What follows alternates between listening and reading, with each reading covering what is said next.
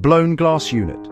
A glass unit tends to mist or fog up once the hot melt that seals the two glass sheets together to form a double glass unit. This then allows air inside and in turn can form moisture. There is no long-term solution other than removing this without changing the glass out. Front and side glass units. Information needed to place an order with a local glass supplier. Width, height, chalks total thickness of the glazed unit, marks color bar between the glazed unit, marks. If the glass has a colored tint, this is normally only the roof. We now generally only ask for A-rated glass with argon gas. This is slightly more expensive but has a better thermal retention for your conservatory. We also generally only ask for toughened glass, breaks into lots of small pieces, as float glass.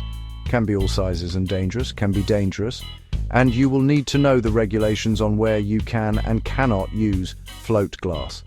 Toughened glass is the type of glass that when broken it breaks into thousands of small pieces. Float glass is when broken, the pieces are all different sizes and shapes and can be dangerous if installed into some areas.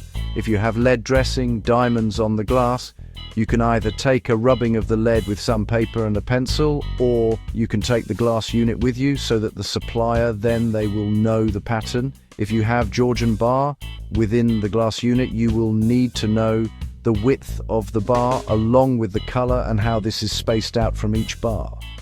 You can take a photo of this and offer this to the manufacturer, or again take the unit with you if you are unsure. There are two ways of measuring the glass unit. One, to remove the glazing beading, and to measure the glass once removed.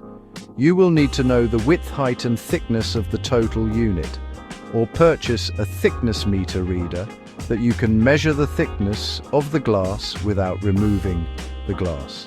2. You will then need to take the width and height reading of the unit. This is done by taking the tape measure from the outer edge of the glazing bead on one side of the window and then to the other side of the outer edge of the beading. Once you have written down the width, deduct 10 mm. This will be the final measurement for the width. 3. Repeat this for the height. 4. Note the color of the bar in between the two glass sheets on the edges where the glass finishes. This can be black, silver, gold, brown and sometimes white. 5. Most glass installed will be what they call float glass.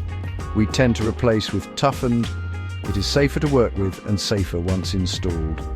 6. We also tend to replace all glass with A-rated glass, which means it is more energy efficient. 6. You will need to know the total thickness of the unit. Settings. Use appropriate media.